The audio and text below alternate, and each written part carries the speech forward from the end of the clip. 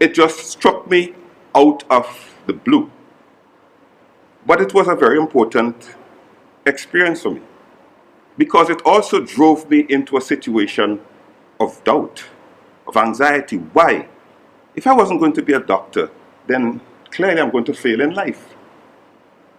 That's how I felt back then, 8 years old. Because I told everybody I was going to be a doctor. That's what I thought I wanted to be.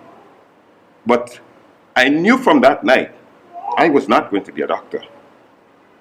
So I kind of went into something of a depression, which nobody knew about at the time. I was going to fail my parents, I was going to fail myself, because I was not going to be a doctor. So there was a crisis that was somehow looming in my own person that most people didn't realize. Later I found out from my friends who became doctors themselves that they said to me, "Jerry, you would have gotten over it." And they tell me stories of being in the operating theater, doing surgery, and some of the new doctors come in and some of them just, and you have to actually drag them out of the way and put them to one side so that they catch themselves. So they say, you would have gotten over it, don't worry. This blood thing is part of the deal. In fact, in their minds, the excitement of surgery would have gotten you past that.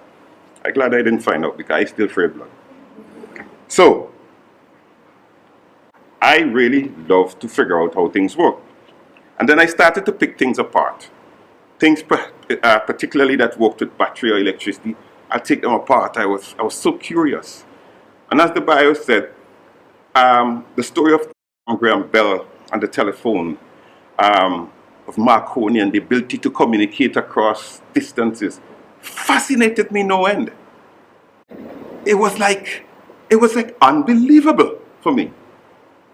You know, I was chatting with Mrs. Jack just before the session, and we were talking about, you know, my daughter went away on Monday and she's in Germany. And I've spoken to her several times since. In fact, I can actually see her now as I speak to her. And I was saying to her, you know, I remember the days when I was in college in England. I was one of the fortunate ones. I went to college, sent there by Cable and Wireless. And they allowed us 1 3-minute call every week. Okay? And it was like 3 minutes, the week couldn't come. It took ages for a letter to come back. The ones that went from England seemed to go fast, but the ones that came from St. Vincent took forever. And so you were cut off. You didn't know what was going on. You young people today live in an instant communication world. WhatsApp, this, that. So much so that people take these things so much for granted. But that's an aside in terms of all of these things. Now, I was to find myself further deepening in this crisis that had developed, because I now knew I wasn't going to be a doctor. So what was I going to be? I would fail my parents. Now, they had never said to me that I should be a doctor. I'm speaking to this issue of expectations that people and society place on us, that we sometimes buy into, and it confuses our lives.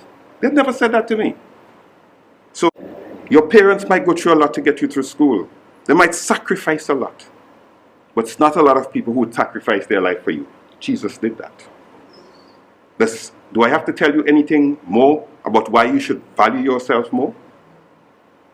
As you leave here this morning, I ask you, what value are you going to write on your life? Thank you.